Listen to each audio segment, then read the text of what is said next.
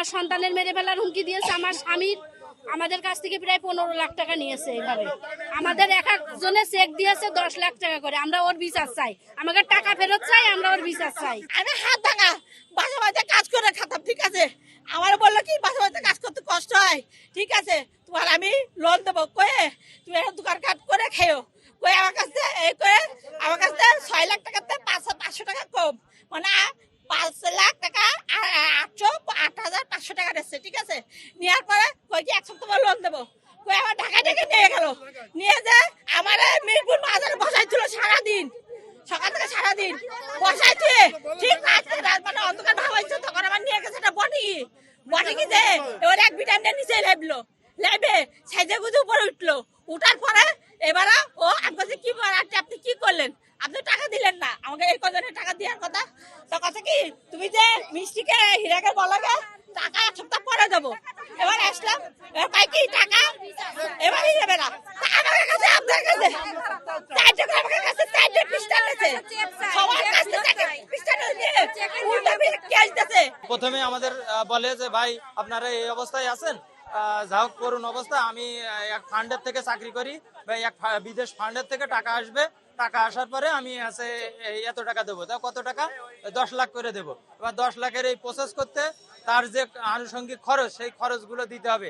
এই পদে পদে খরচ নিতে নিতে নিতে নিতে আমাদের যে গ্রুপ করেছে সেই গ্রুপ 34 জনের গ্রুপ করা, 34 জনের কাছ থেকে প্রায় 12.5 থেকে 13 লাখ টাকা নিয়েছো। নেওয়ার পরে আমাদের যে চেক দিয়েছে সেই চেকে যে দেখি কোনো টাকা নাই, আর আমাদের কাছ থেকে 3টে করে ব্ল্যাঙ্ক চেক নিয়েছে। এবার টাকা চাইলে উনি উল্টো আমাদেরকে এই ব্ল্যাঙ্ক চেকে কেস বসাই দিচ্ছে।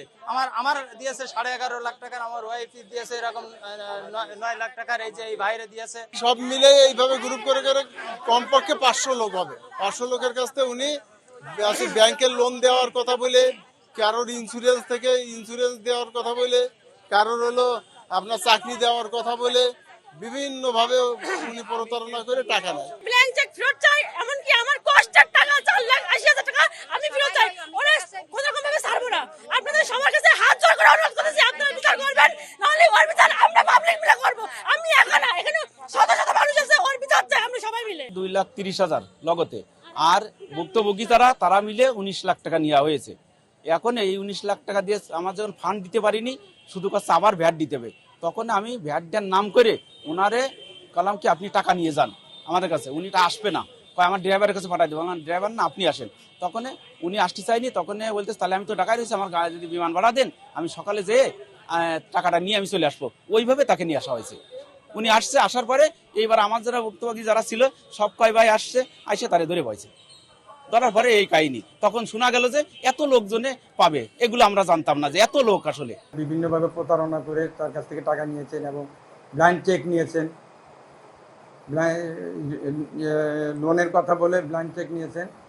এখন এই ব্যাপারে পাবলিক কর্তৃক ধৃত হয়েছে, তারাই ধরছেন, ধরে তাদের আমাদের কাছে হ্যান্ড ওভার করেছেন। আমরা আমাদের হেফাজতে আছে আপাতত।